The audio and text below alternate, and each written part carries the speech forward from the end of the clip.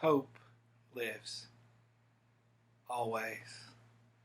Where I grew up, out in the woods in Georgia, that community was so far away from a city in any direction. We used to joke that you had to drive an hour just to get to civilization.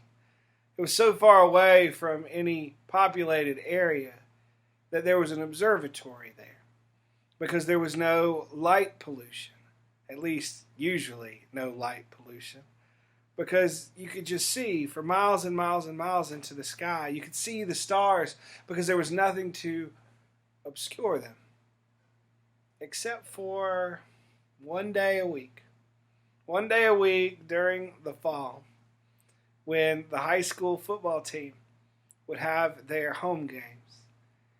The high school was about 15 miles from my house, thereabouts. And because there's no other light pollution, the lights from the football stadium, you could see that the sky was brighter all the way over there. And that's what it was from. And it's a reminder to me that any little bit of light can erupt in the darkness and light up the darkness even from that far away. That little bits of light can do that. And that there's no amount of darkness that can do the same thing, that can have the same effect on the light.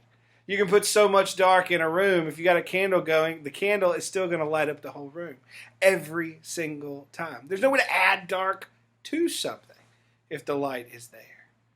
And it made me think about where we are. There is so much darkness right now.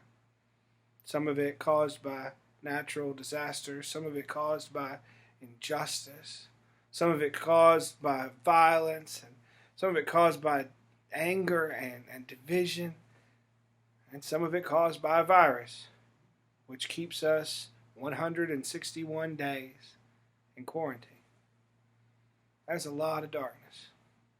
But hope cannot be stifled by it. Hope is like those lights at the football stadium 15 miles away. That even when the darkness seems to bear down, the sky is always a little brighter in that direction.